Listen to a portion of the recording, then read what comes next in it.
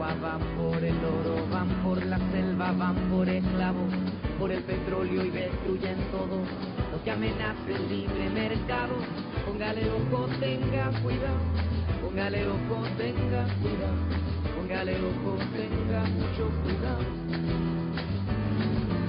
póngale ojo, tenga cuidado, póngale ojo, tenga cuidado, póngale ojo, tenga. Buenas tardes, compañeros y compañeras de América Latina. Bueno, buenas tardes, Cristian, ¿cómo va? Buenas tardes, ¿Todo compañero. bien? Bueno, primero, más que nada, disculpas por la semana pasada, no pudimos salir al aire por inconvenientes en el transporte, no se pudo llegar. Bueno, hoy tenemos una compañera educadora popular, Xiomara, del proceso campesino y popular del macizo colombiano, que nos va a contar un poco la situación que se está viviendo en este momento en lo que es la zona del Cauca. Así que bueno, vamos a un corte y ya enseguida regresamos con ella para que nos cuente un poco qué es lo que está pasando.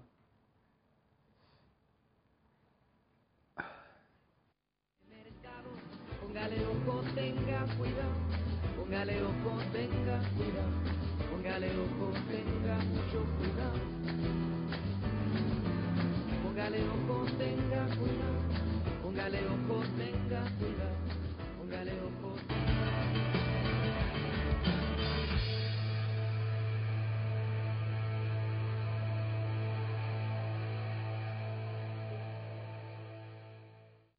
Nuevamente, quienes deben custodiar el orden son los que han llevado a cabo esta atroz cacería. Pero no todo, aparentemente, ha sido descubierto.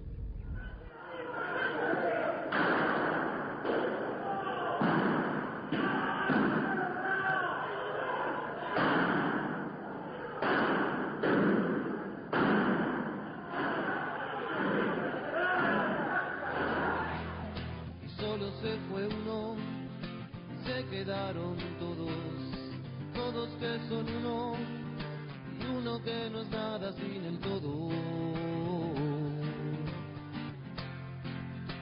Asambleas populares, fábricas recuperadas, la sangre de Darío y de Maxi, la calle y el alma son el frente de batalla. El sucio fuego de la política me harta las consignas.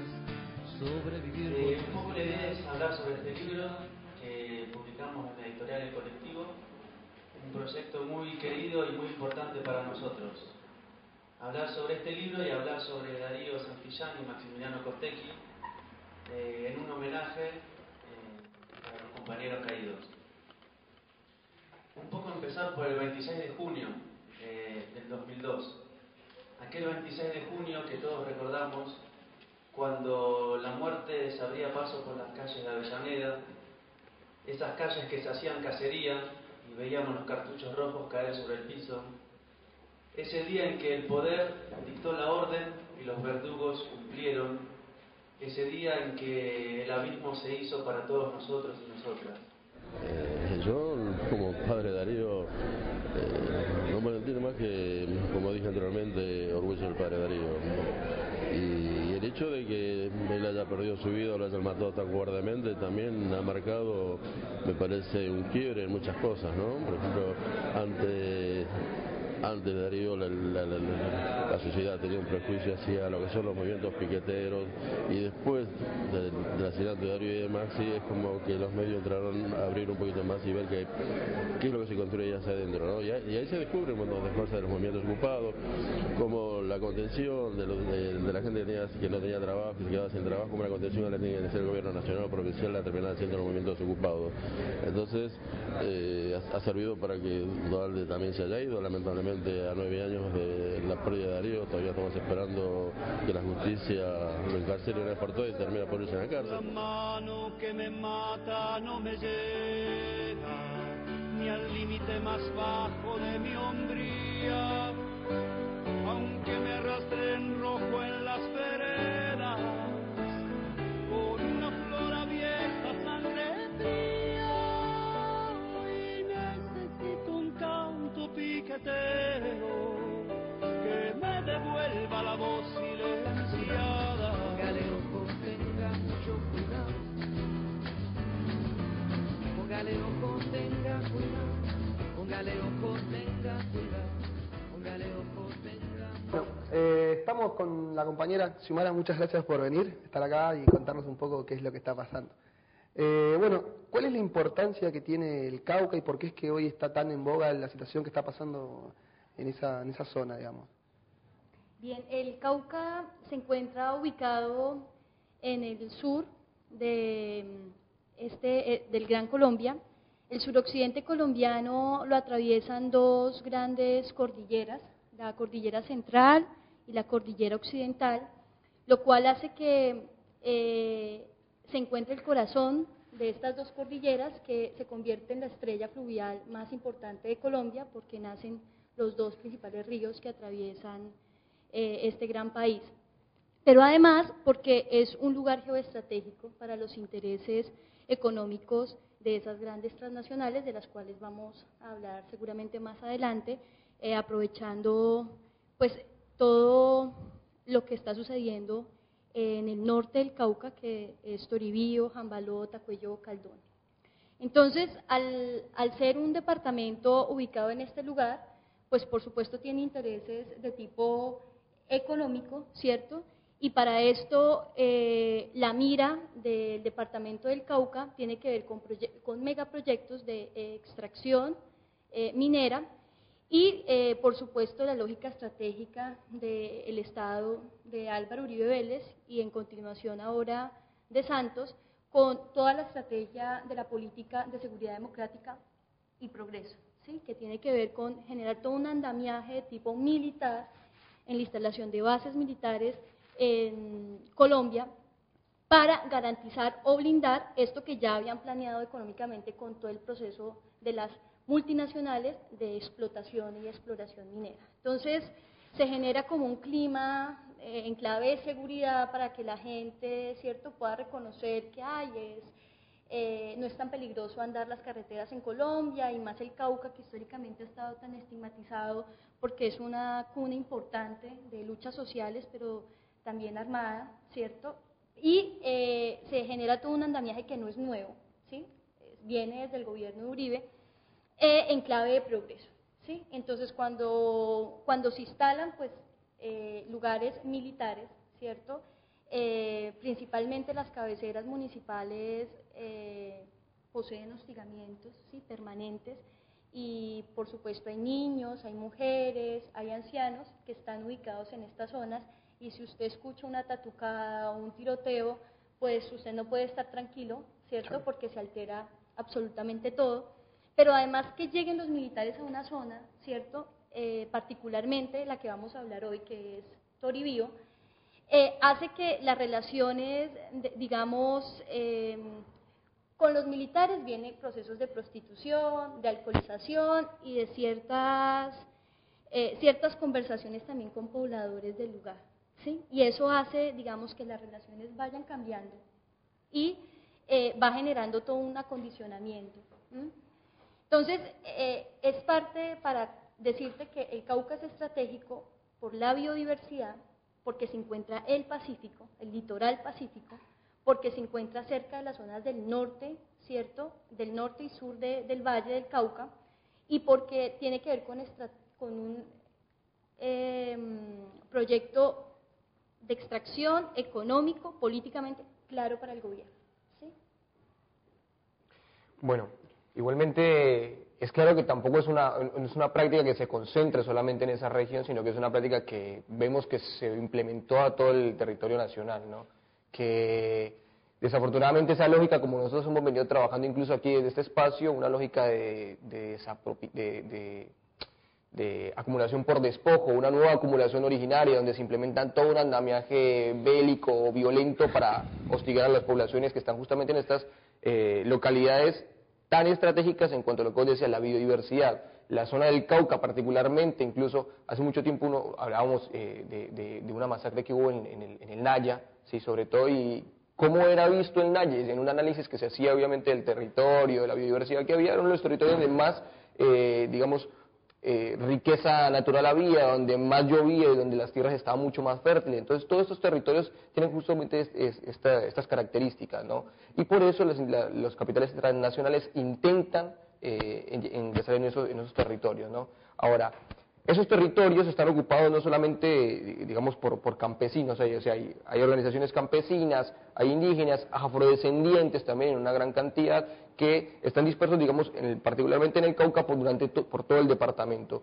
Por ahí quisiéramos saber un poco cómo están organizadas justamente esas comunidades, qué procesos hay ahí en esa parte del suroccidente colombiano, ¿qué conoces un poquito? Bien, bueno, el suroccidente colombiano es un territorio étnico, ¿sí? Y en esa medida no solamente hay poblaciones originarias, indígenas, sino también hay ¿sí? Afrocaucanos, y por supuesto su labor permanente es el trabajo con la tierra, son campesinos.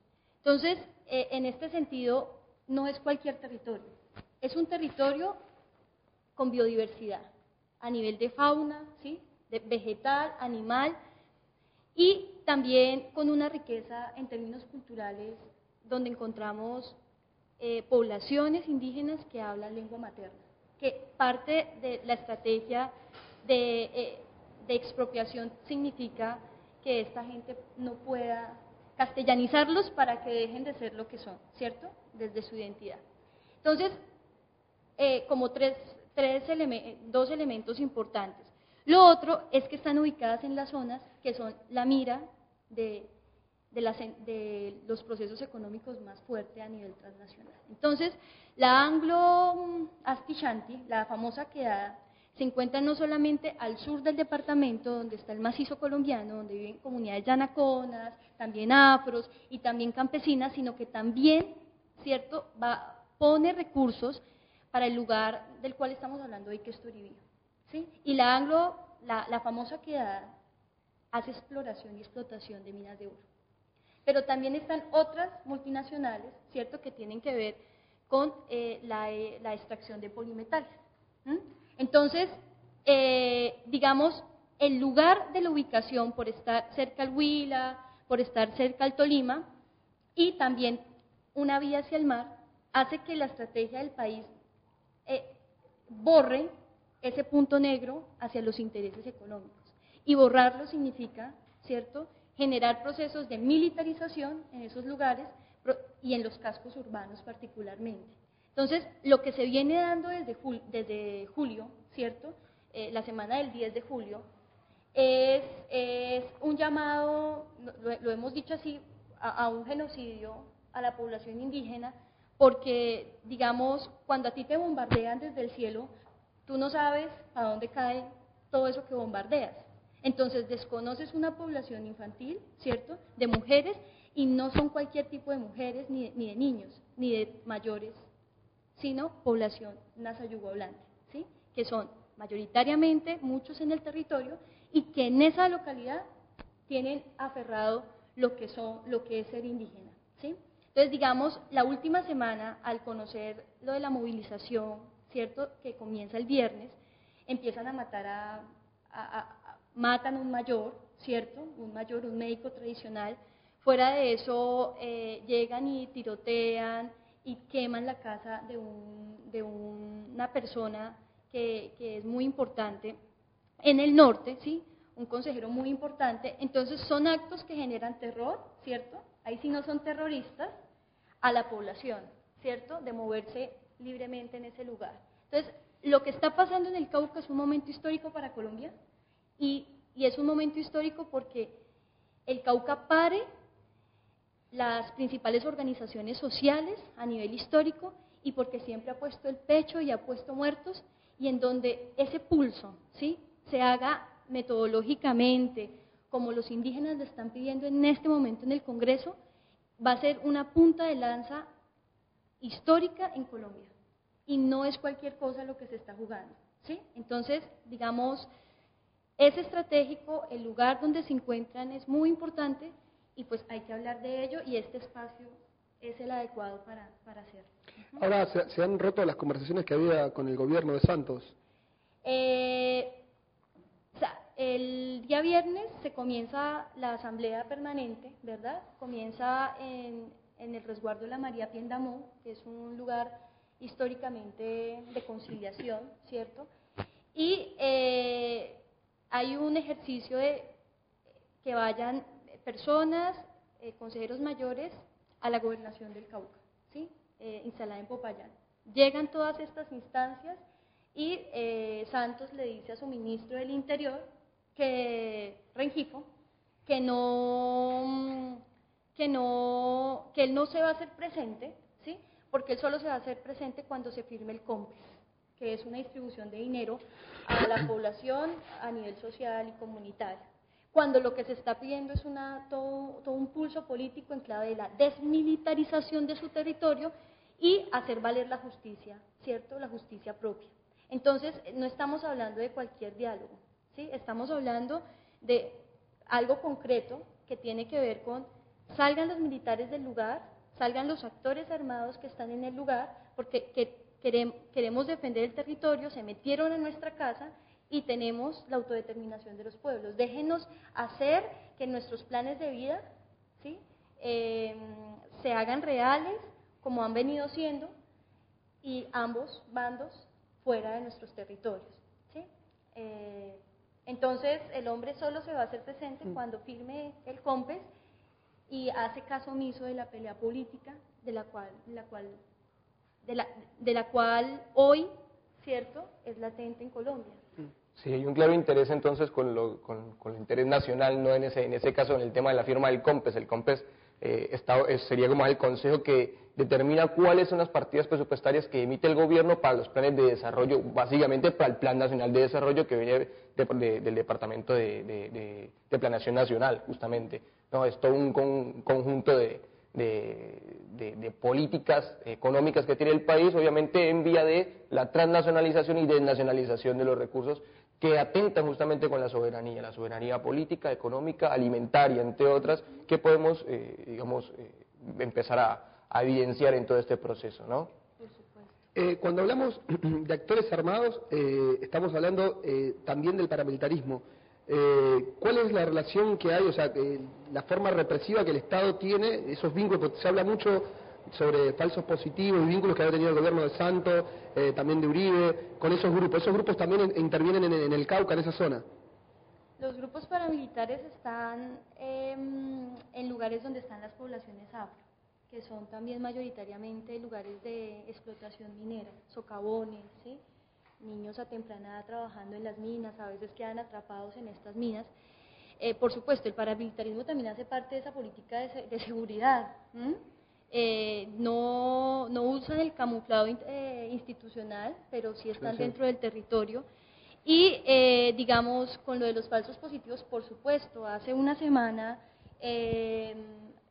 matan a una persona de una comunidad, si no me equivoco, en San Francisco, ¿sí? San Francisco, o López, no recuerdo bien, y la disfrazan con un camuflado del otro bando, ¿sí? Guerrillero, y cuando se sabe que quien cometió el acto, ¿cierto?, fue el ejército. Menos mal que alcanzan a ver todo este disfrazamiento. Eso también hace parte de esos falsos positivos, ¿sí? Entonces, digamos, estar en un lugar en situación de guerra no es tan sencillo, ¿cierto? No es tan sencillo, pero tampoco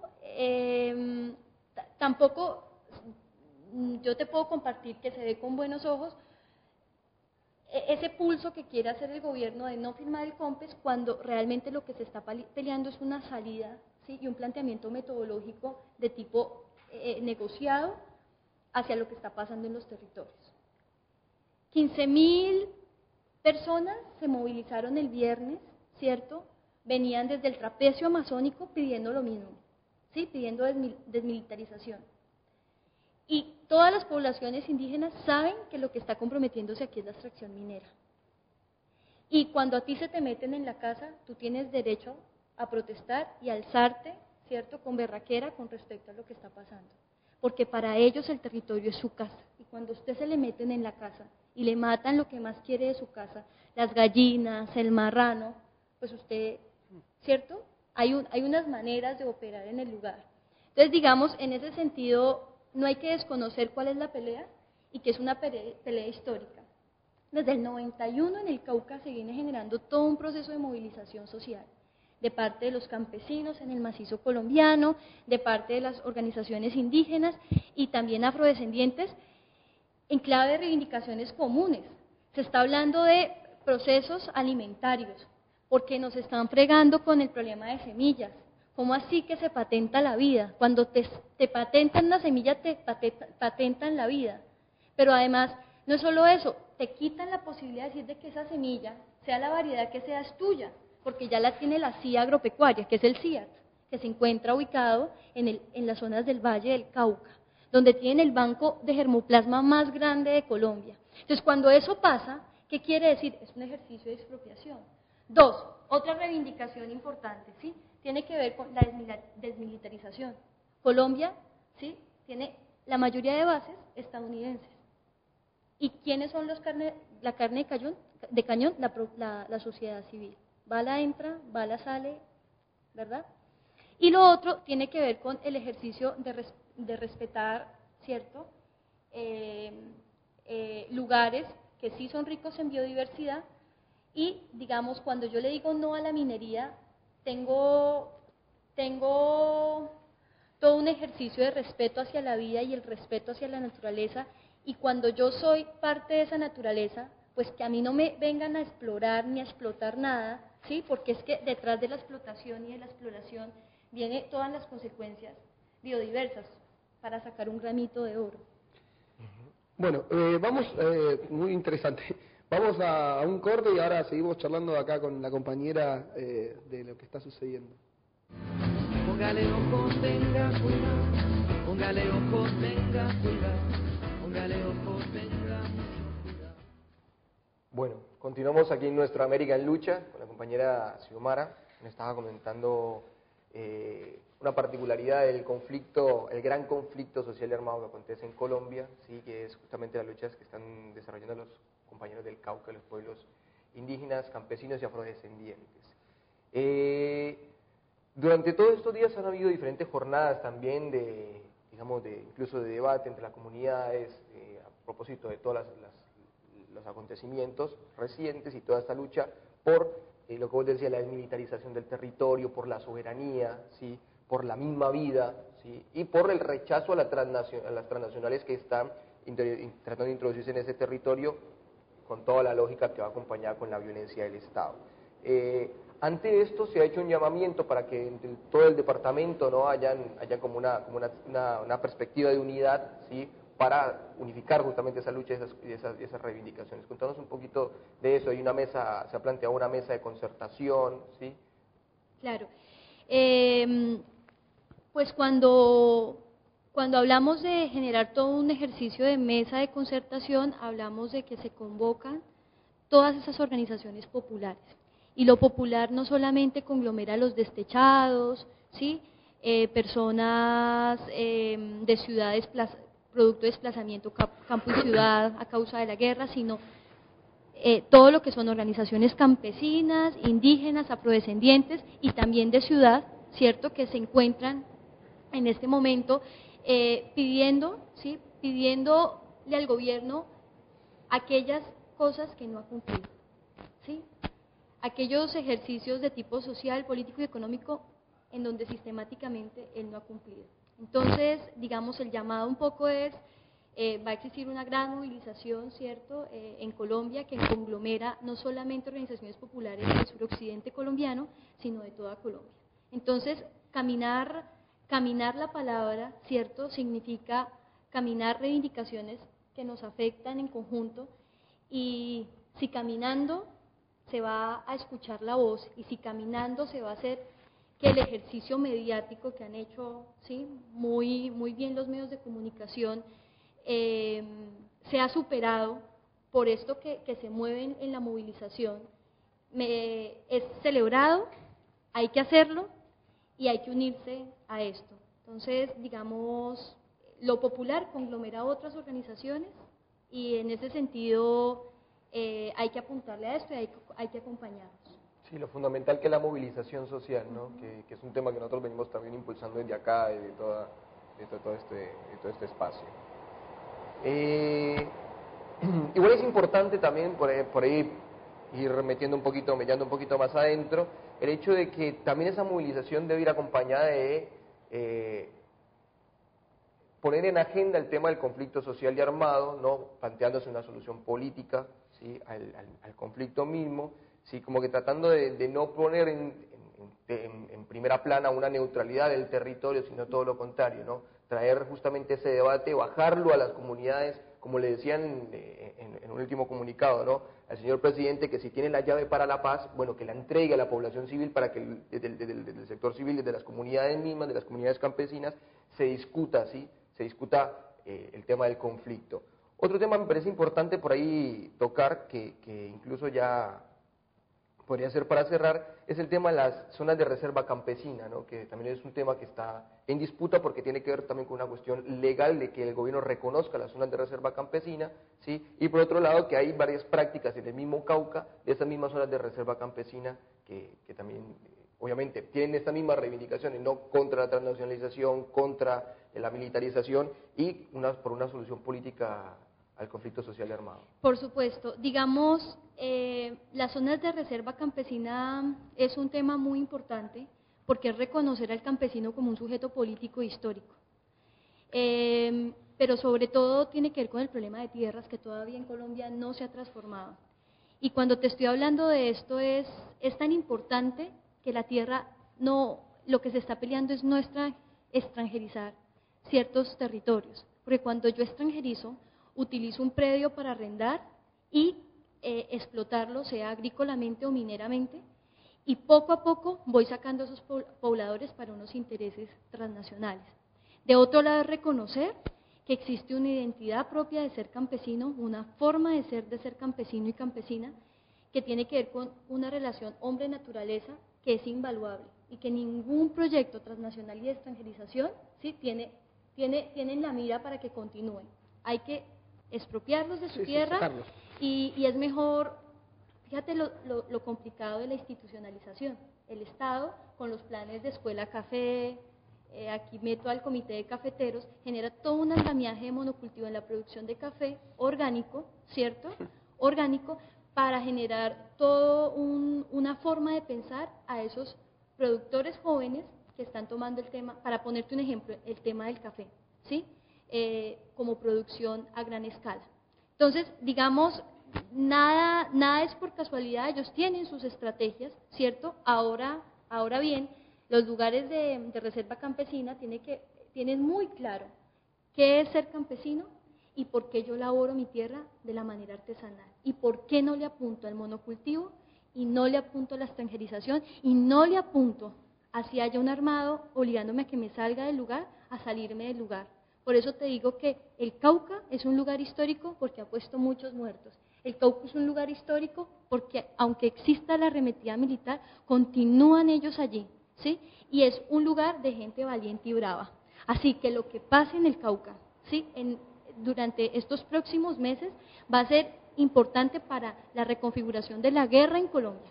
Y esto no hay que pasarlo por alto. Y lo que están pidiendo los indígenas NASA, ¿sí? Es una metodología, ¿sí? En donde podamos negociar y en donde esté el componente jurídico y político para que se desmilitarice este lugar. Entonces, en algo que el gobierno ha hecho caso omiso, reduciéndolo a que ellos se presentaron, pero los indígenas no fueron a concertar con ellos, cuando fue al revés. Bueno, la verdad, muy interesante, muy enriquecedor la conversación. Y da para más, pero bueno, tenemos que ir cerrando. Vamos a tirar un par de actividades que hay y avisar otras cosas que también están sucediendo en lo que es nuestra América. Bueno, en la semana pasada se dio en el Perú, unos compañeros que son parte del colectivo América Mestiza nos comentaban que se hizo un allanamiento en la casa del doctor Crespo, que era el abogado de los compañeros del Movadef, de sus presos políticos, un compañero que fue entrevistado acá en nuestro programa. Se le sacó todos sus bienes, él fue preso político, el gobierno estaba queriendo meterlo preso nuevamente por hacer defensa precisamente de presos políticos, avalándose en una ley que a todas las personas que estuvieron presos deben pagarle una vez en libertad al Estado por el tiempo que estuvieron detenidos. Él fue allanado su estudio jurídico y su posibilidad de desarrollarse como abogado hoy no están dadas. Así que toda la solidaridad con los compañeros y con el abogado que está luchando por la libertad de los muchos presos políticos peruanos.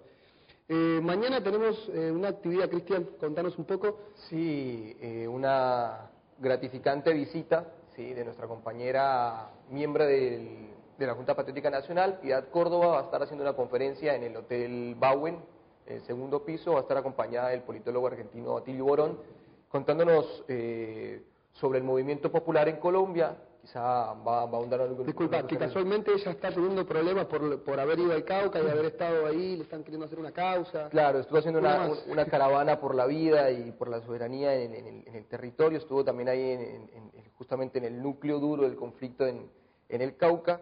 Sí, todo esto que nosotros decimos viene a decantar en toda una lógica nacional que ojalá se pueda expresar en una gran movilización que incluso estamos planificando para el mes de octubre, un gran paro cívico nacional.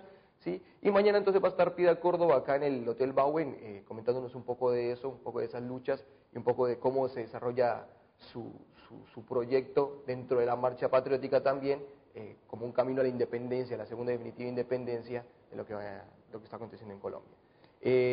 Otro de las cuestiones que incluso queremos hacer, digamos, un pequeño homenaje de este espacio es la semana pasada, el día 9 de agosto se cumplieron 16 años, si no estoy mal, ¿sí? del asesinato de un compañero del Partido Comunista, Manuel Cepeda Vargas, que fue asesinado, digamos, mediante la vigencia del plan Golpe de Gracia, que fue el plan que asesinó a los últimos compañeros de la Unión Patriótica, ¿sí? Que es una de las banderas que incluso hoy la misma Marcha Patriótica trata de reivindicar.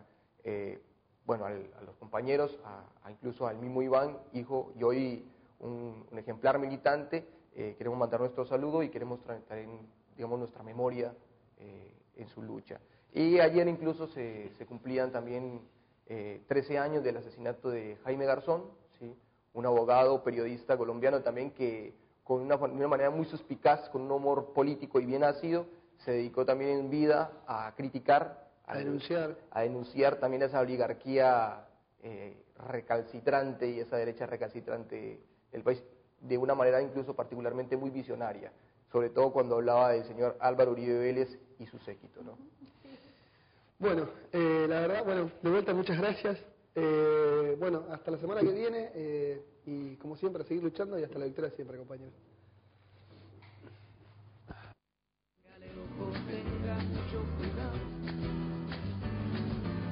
Póngale ojo, tenga cuidado, póngale ojo, tenga cuidado.